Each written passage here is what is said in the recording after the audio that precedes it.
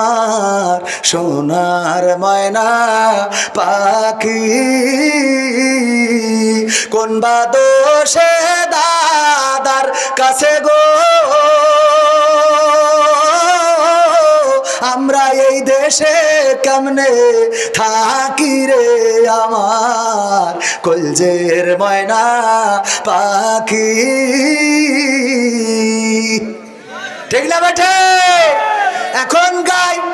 এখন গাই গান গায়, কিন্তু সেটা মানুষ সমাজে গায় না। এখন গোপনে পায়খানা ঘরের মধ্যে যেয়ে গায়, ও আমার দরদি আগে জানলে তোর ভাঙা নৌকায় চড়তাম না। ও রে আমার দরদি আগে জানলে তোর ভাঙা নৌকায় চড়তাম না, ভাঙা নৌকায় চড়তাম না, আর এই বিপদে পড়তাম না। ওরে বিসি মিসি কেড়ে নিয়েছে, খুঁজার লোক তো পাইলাম না।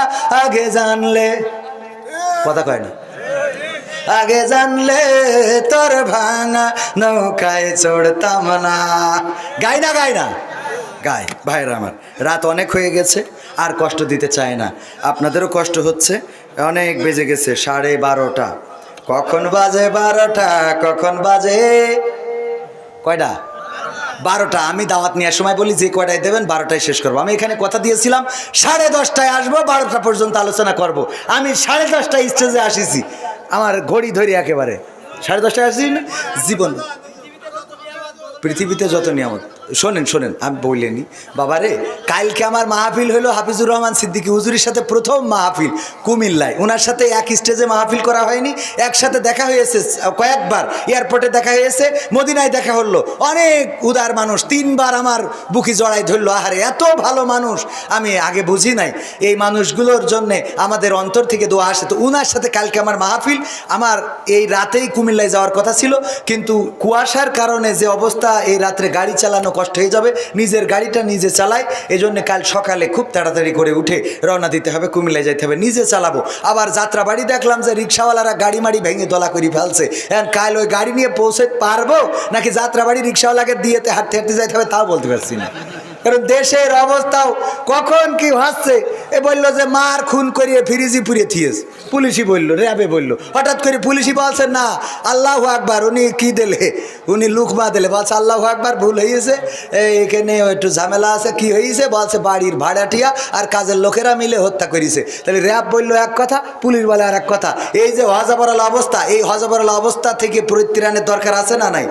রাজপথে যারা দাঁড়াবে, 15 বছর আমাদের দাঁড়াতে দিয়েছে, দাঁড়াতে দিয়া তো দূরের কথা, মসজিদের মধ্যে আমরা একটু কোরআন হাদিস নিয়ে আলোচনা করলু, ধৈর্য কয়েকজন নাশকতার পরিকল্পনা করে ধৈর্য সাইজ করে দিয়েছে। ঠিক না বে ঠিক? রিমান্ডে নেছে তো নেছে, এখন তো পীর সাহেবকে যখন বের করে হাত খোলা পা খোলা, আর আমাকে যখন বের করিস আর খোলা করে ধরি হুইল চেয়ারে, কথা কয় না। ঠিক না বে ঠিক? তোরা তো তোদের এরপরেও কিছু লোক বলছে যে আগেই তো ভালো ছিলাম, ডাক্তারের কাছে গেছেই বাসে, ডাক্তার সাহেব আগেই তো ভালো ছিলাম। তা কি এই বাসে এই রোগ হয়েছে? কী রোগ হয়েছে? আগেই তো ভালো ছিলাম, একটু চেক করে দেখেন দিন। ডাক্তার মেশিন ধরি দেখে আপা করতেছে, এর মধ্যে বাসে আপা করতেছে। তো বলছে হ্যাঁ আগেই তো ভালো ছিলাম, তো এই রোগটা একটু সারতে হবে, কী করে সারা যায়? বলছে সারার উপায় আছে, আমি যেহেতু ডাক্তার উপায়ও আছে, অসুবিধে নেই। আগেই তো ভালো ছিলে তাই না? বলছে হ্যাঁ, খালি মনে হয় আগেই তো ভালো ছিলাম, কিছু করলেই মনে হয় আগেই তো ভালো ছিলাম। বলছে এই জন্যে আপনার এই ওষুধ বোঝাই গেছে, আপনার ডিম দেওয়া দরকার। তো বলছে হ্যাঁ বুঝতে পারি, আমারও মনে হয় এতদিন ধরি তা ডিম, তাহলে কে ডিম দেওয়া আছে? ছোটো ডিম দিলে মানে রাজহাঁসের ডাল লাগবে, তা আরও ভালো। তো বলছে অসুবিধে নেই, রাজহাঁসের ডিম তো দেওয়া হবে, কিন্তু উপর দে না, নিচে দিয়ে। তা না হলে আগেই তো ভালো ছিলাম, এই জিকির তোর সারবে না। কথা কি বোঝা গেছে? আপা করা আর আগেই ভালো ছিলাম, আগেই ভালো ছিলে। কি ভালো ছিলে? আমরা মসজিদে বসতে পারিনি, মাহফিল করতে পারিনি, জুতো খুলে থিয়ে দৌড় দিয়েছি, নিজের বাপের টাকা কিনা জুতো। কথা কয় না? হুজুর শিগগির যান, তা না হলে বলো এই আপনার কাটি খুলে দেবে, নাও দাও দৌড়। কুল রক্ষা হয়নি। বা বলছে হুজুর আমাদের চেয়ারম্যান সাহেব ওয়াজ করেন, তো আমি চেয়ারম্যান পাশে বসা ওয়াজ করলাম, সরকারের যত উন্নয়ন আছে সব তুলে ধরেছি। ধরার পরে মোনাজাতের সময় চেয়ারম্যান বলছে হুজুর খালেদা জিয়া অসুস্থ, একটু দোয়া করে দেন। তা আমি বলছি কেন? তা বলছে আমি বিএনপি চেয়ারম্যান। আমি বলছি এতক্ষণ বললেন না কেন? আমি উন্নয়নের সব কথা বলি বললাম, আর আপনি এখন বলেন আপনি বিএনপি চেয়ারম্যান। কারণ আগে মনে হয়তো চেয়ারম্যান মানেই হলো ওই দলের চেয়ারম্যান। কথা বলে না। আগামীতে আবার দেখা হবে, কথা হবে। সম্মানিত ভাইয়েরা, আবার আসবো ইনশাআল্লাহ। আলহামদুলিল্লাহি রাব্বিল আলামিন। ربنا ظلمنا أنفسنا وإن لم تغفر لنا وترحمنا لنكونن من الخاسرين ربنا آتنا في الدنيا حسنة وفي الآخرة حسنة وقنا عذاب النار ওগো আল্লাহ, তোমার বান্দাদের নিয়ে গভীর রাত এখনো বসে আছি গো মাওলা। তোমার বান্দারা যারা এই শীতের রাতকে উপেক্ষা করে এখনো কোরআনের মাহফিলে বসে আছে, আল্লাহ তুমি সকলকে তোমার শাহী দরবারে কবুল করে নাও। আল্লাহ তুমি আমাদের জীবনের গুনাহগুলো ক্ষমা করে দাও। আল্লাহ তোমার কাছে খাস করে ফরিয়াদ করি, জেনে গুনাহ করলাম, না জেনে গুনাহ করলাম, বুঝে গুনাহ করলাম, না বুঝে গুনাহ করলাম, ওগো আল্লাহ শয়তানের ওয়াসওয়াসায় পড়ে গুনাহ করলাম। জীবনে এমন অনেক গুনাহ আছে, যদি মা জানতো ভাত রান্না করে খাওয়াতো না, যদি বাবা জানতো বাড়িতে ঢুকতে দিত না, যদি গ্রামের লোকজন জানতো গ্রামে বিচার সালিশ বসাতো, যদি বন্ধুরা জানতো বলতো দোস্ত তুমি এত খারাপ, যদি স্ত্রী জানতো তাইলে আমার সাথে ঘর কন্যা করতো না, গুনার যদি গন্ধ থাকতো আল্লাহ ডানে বামে কোনো মানুষ বসতো না। এমন অনেক গুনাহ আছে পৃথিবীর মানুষ খবর রাখে না, পৃথিবীর কোনো মানুষ জানে না, কিন্তু তোমার চোখ তো ফাঁকি দিতে পারি নাই আল্লাহ। ওগো আল্লাহ, এই গভীর রাতে তোমার কাছে খাস করে ফরিয়াদ করি, তোমার কোরআনের মাহফিলের সম্মানে আমাদের গোপন গুনাহ, জাহেরি গুনাহ, বাতেনি গুনাহ আল্লাহ তুমি দয়া করে তোমার গফুর গফফার নামের ওসিলায় ক্ষমা করে দাও। ওগো আল্লাহ, তোমার কাছে হাত তুললেই মনে পড়ে যায় জনম দুঃখিনী মায়ের কথা, মা জননী যাদের চিরজনমের মতো বিদায় নিয়ে চলে গেল, অন্ধকার কবরে ঘুমিয়ে আছে রে, যেই মা শীতের রাতে আমাদের শীত লাগতে দেয় নাই, নিজের গায়ে খাতা থাক আর না থাক, নিজের গায়ে কম্বল থাক আর না থাক, নিজের গায়ে লেপটা থাকুক আর না থাকুক, আমাদের গায়ে লেপ কম্বল খাতা বুঝিয়ে দিয়েছে সেই মা আজকে মাটি, মন কি মন টন কি টন মাটি বুকে নিয়ে ঘুমানো আল্লাহ, মাটির বিছানা, মাটির ছাদ, মাটির দিয়াল, এই মাটির ঘরে বিছানো শোয়ানো আছে। ওগো আল্লাহ, সেই মা কেমন আছে জানি না, আল্লাহ মায়ের কবরটারে তুমি জান্নাতের বাগান বানায়া দাও। ওগো আল্লাহ, যাদের বাবা নাই, বাবা হারাদের মধ্যে আমিও একজন, বাবার কথা যখন মনে পড়ে চোখের পানি আটকাতে পারি না।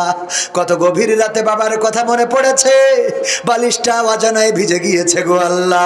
যেই বাবা আমাদের সুখের জন্য মাথার ঘাম পায়ে ফেললো, যেই বাবা আমাদের ভালো রাখার জন্য কত কষ্ট করলো, রাত কি রাত, দিনের পরে দিন কত পরিশ্রম করেছে, কত কষ্ট করেছে। কত বাবাকে দেখেছি সন্তানকে বিদেশে দেওয়ার জন্য এয়ারপোর্টে যায়, সন্তান যখন এয়ারপোর্টে ঢুকে যায় গ্লাসের দরজা দিয়ে বাবা তাকিয়ে থাকে, আর চোখ থেকে অঝর ধারায় পানি ঝরতে থাকে। ওগো আল্লাহ, আমার সন্তানকে 2টা টাকার জন্য পার করে দিলাম। আল্লাহ, কত মা বিমানের দিকে তাকায় আর মনে করে এই বিমানে আমার সন্তান উড়ে চলে গিয়েছিল। আল্লাহ, এই মা যাদের নাই, বাবা যাদের নাই, চিরজনমের মতো বিদায় নিয়েছে, আর তো কোনোদিন বাবার মতো কেউ মাথায় হাত বুলালো না, আর কেউ কোনোদিন বাবার মতো স্নেহ করলো না। বাবা তো এমন একজন, ঈদের দিনে নতুন জামা আমাদের জন্য কিনে এনেছে, বাবার পরনে ছেঁড়া লুঙ্গি, গায়ে ছেঁড়া জামা যখন জিজ্ঞাসা করেছি, ওগো বাবা সবার জন্য নতুন জামা, মায়ের জন্য নতুন শাড়ি, দাদির জন্য কিনলে, দাদার জন্য কিনলে, বাবা তোমার জন্য নতুন কোন পোশাকটা কিনেছো গো বাবা? বাবা বলেছে দেখো এবারের ঈদে আমি তোমাদের দিলাম, আগামী ঈদে আমি কিনে নেব। এই কথা বলে পরের ঈদে আবার বাবা নতুন জামা কিনে নেয় নিজের জন্য। এই বাবা যাদের নাই রে আল্লাহ, বাবার কবরটার জান্নাতের বাগান বানায়া দাও। ওগো আল্লাহ, যাদের দাদা নাই, দাদি নাই, নানা নাই, নানি নাই, আল্লাহ চলে গেল আদরের সম্পর্ক, কাঁধে করে মানুষ করেছি, কাঁধে করে বাজারে নিয়ে গেছে, যা খাইতে চেয়েছি বায়না করেছি, পূরণ করেছি। এই দাদা দাদি যাদের চলে গেল রে আল্লাহ, কবরটারে জান্নাতের বাগান বানায়া দাও। ওগো আল্লাহ, এই মাহফিলের আয়োজন যারা যারা করেছে আর শোনার জন্য যারা এসেছে, আল্লাহ তুমি কাউরে খালি হাতে ফিরাইও না। আল্লাহ অসুস্থ মানুষের সুস্থতা দিয়ে দাও, অভাবগ্রস্তের অভাব দূর করে দাও, ঋণগ্রস্তের ঋণ পরিশোধ করে দাও, কন্যাদায়গ্রস্তের কন্যা বিবাহের ব্যবস্থা করে দাও। ওগো আল্লাহ, যার মনে যে নেক বাসনা আছে আল্লাহ পুরা করে দাও। ওগো আল্লাহ, যারা অবিবাহিত যুবক আছে আল্লাহ তুমি তাদের বিবাহের ব্যবস্থা করে দাও, বেকার যুবকের কর্মসংস্থানের ব্যবস্থা করে দাও, ছাত্রদের লেখাপড়ায় কামিয়াবি দান করে দাও। এই গ্রামে যত কবরবাসী ঘুমানো, কবরগুলোকে ক্ষমা করে দাও। যুবকেরা এই মাহফিলের আয়োজন করেছে, আল্লাহ তুমি এই যুবকদেরকে কবুল করে নাও। আল্লাহ মসজিদটারে কবুল করো। আল্লাহ যুবকদের আগামীতেও যেন এমন আয়োজন করতে পারে তৌফিক দান করে দাও। ওগো আল্লাহ, যারা দান করলো, টাকা দিল, পয়সা দিল, সবার দানকে কবুল করে নাও। আমার ইউটিউবার ভাইদেরকে কবুল করে নাও। আল্লাহ আমার প্যান্ডেলের বাইরে মহিলা প্যান্ডেলে যারা আছে তাদেরকেও কবুল করে নাও। মা বোনেরা যারা অসুস্থ, সুস্থতা দান করে দাও। আর একজন তোমার বান্দা 200 টাকা দিয়েছে, কবুল করে নাও। ওগো আল্লাহ, আর একজন 500 টাকা, আল্লাহ দানকে কবুল করে নাও, নেখায়াত দিয়ে দাও, মনের স্বপ্নগুলো পুরা করে দাও। ওগো আল্লাহ, মা বোনেরা যারা পর্দার অন্তরালে তাদেরকে কবুল করে নাও। আখেরি ফরিয়াদ, জানি না কবে মালাকুল মাউত মাথার কাছে আসবে। আল্লাহর একজন 500 টাকা দিল, কবুল করে নাও। মালাকুল মাউত যেদিন মাথার কাছে আসবে গো, জানটা নিয়ে উড়াল দেবে রে। আল্লাহ, মাটির সাথে পড়ে থাকবো। কোন দোকানের কাফন তৈরি হয়ে আছে জানি না, কোন কবরের মাটি তৈরি হয়ে আছে জানি না, কোন জায়গার বাস, কোন ঝাড়ের বাস তৈরি হয়েছে জানি না। আর একজন রাজত ভাই 1500 টাকা দিয়েছে, আল্লাহ কবুল করে নাও। ওগো আল্লাহ, আখেরি ফরিয়াদ, মালাকুল মাউতকে যেদিন মাথার কাছে পাঠাবা, আল্লাহ তুমি দয়া করে মুসলমান না বানায়া কবর দেশের বাসিন্দা করো না। মারা যেহেতু যাওয়াই লাগবে গো আল্লাহ, মরণকালে আমাদের সবার জবানে জারি করে দিও আখেরি কালেমা লা ইলাহা ইল্লাল্লাহু মুহাম্মাদুর রাসূলুল্লাহ। এই টাকা আপনারা দেবেন।